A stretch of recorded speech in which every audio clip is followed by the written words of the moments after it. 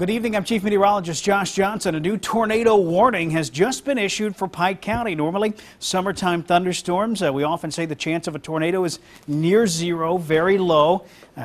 This 1 in 1,000 setup here is why we don't say it's zero. Yeah, new tornado warning just popping out a few moments ago. This is for Pike County. This includes mainly the southeastern part of the county here. You'll notice there's your tornado warning polygon. This goes from downtown Troy south and east. This includes just barely downtown Brundage and areas south of Troy. So you live due south of Troy. There is a tornado warning in effect until 11:15. What I want to do is pop off the radar data here and show you the actual storm polygon here.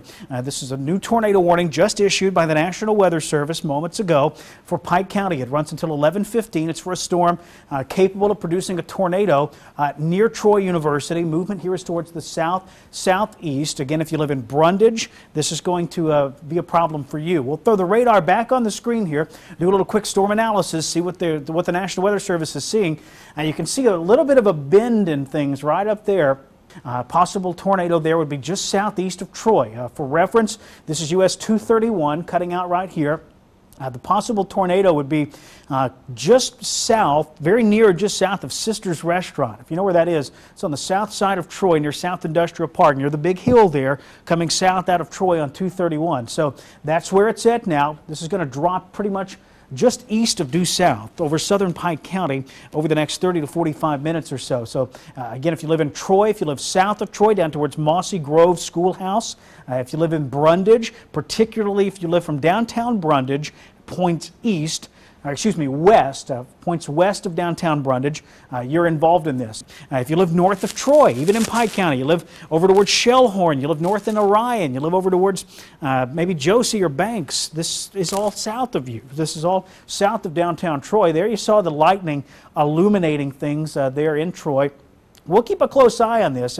If we see anything, if there is anything here, we may be able to see it when we're backlit with lightning. If you're not familiar with this... I'm sorry to interrupt. No, it's fine. There are reports of damage at the Walmart along 231 in Troy, so we do believe that they are seeing upper level rotation. Not confirmed that anything's on the ground, but we are getting some very powerful straight line winds, possibly a wall cloud being formed.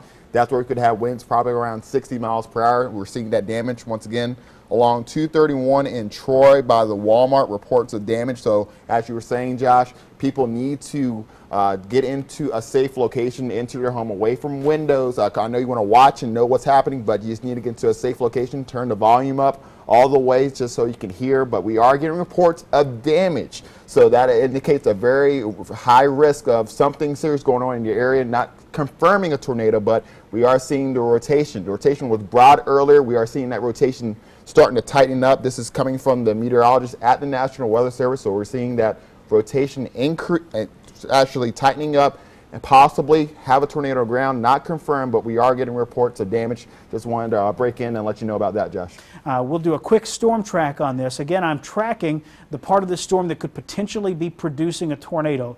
There it is. Movement is towards the southeast at about we'll say about 25 miles an hour. On that trajectory, this crosses on over into Dale County and affects Ozark in about 40 to 45 minutes. Now remember, these are usually short-lived situations. These are usually not tornadoes that stay on the ground for a huge amount of time here. The light flickered and my husband said, "Let me see the phone." He wanted to look at the radar. And then as soon as he heard it, it was like it started from the back of the store where the sporting goods and the garden center is. And he said, "Charlene, it's a tornado," and he threw me down to the floor and covered me up. And glass started going everywhere. The ceilings started collapsing. All the aisles, all the back-to-school stuff was just flung everywhere, the things that were in the aisle. And they had just gotten a truck in. So there was the roll-around dollies were everywhere in the aisles with the products that had just came in on them. It sounded like, as everybody says, a train, but then there was a huge explosion when all the big windows exploded in the front of the store. And I heard cracking and the lights went out.